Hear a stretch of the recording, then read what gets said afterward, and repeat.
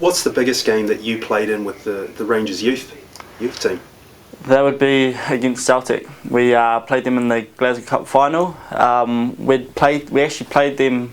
Normally, you're meant to play them twice in the year, and every time we were meant to play them, it got postponed because we didn't want to play them, and they didn't want to play us because if we had a few injuries, you don't want the bragging rights sort of thing. And then we actually played them the week just prior to the Glasgow Cup final. We drew 1 each, and it was pretty evenly. The game was pretty even. And then when we played them, it was just in the Glasgow Cup final, it was just different class A. Where there was about 6,000 supporters. Their fans were just going mental. We ended up winning it, and it was the last game of the season, so all the boys were loving it, and we had a night out afterwards. But it was one of the best games of my career. Now, let's talk a little bit about the position you played. You played left back that day, and that was one of the first times you played left back. You're now playing as a right back. How have you found that transition from being an attacking player to playing in the back four? I think it's pretty easy at Auckland City because Ramon wants the fullbacks to push on a bit more, and that suits my game really. Because coming from when I first started at left back, I struggled a little bit.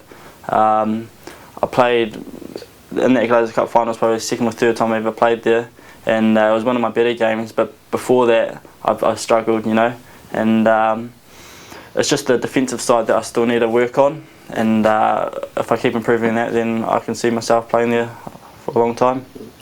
Who's the toughest opponent you've ever come up against?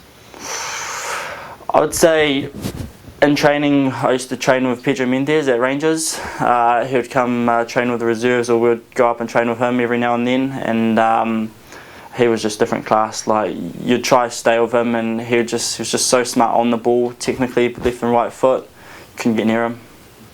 Now, describe for me the support that you've got from your family. There's always a network behind a player when he's trying to make his way in the game. What's your story? Yeah, well, it's a funny story with me. My dad's Scottish, and they're all massive football supporters. And my mum's side of the family, all Samoan. And they all wanted me to play rugby when I was younger. And as a kid, all I wanted to do was be an All Black. But that slowly changed. And but to be honest, my mum and dad supported me my whole way through my career. They didn't mind what I wanted to do as long as I enjoyed it. And yeah, it just always helped me, and everyone in my family just much appreciated, really.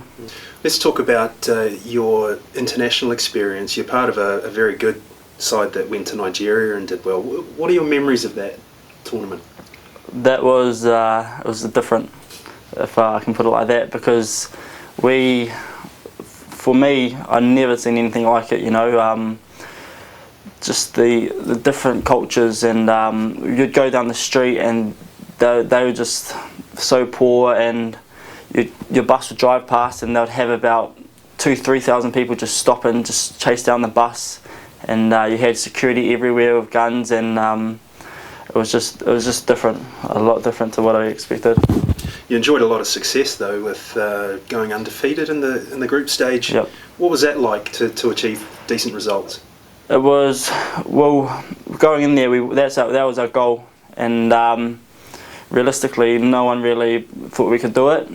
Being a New Zealand side, and we were the first New Zealand side to ever make it through to the second stage, and I think we overachieved. But we believed in ourselves, and that was the main thing. In the second round, we got pumped by Nigeria in front of about 40,000, but we did ourselves proud.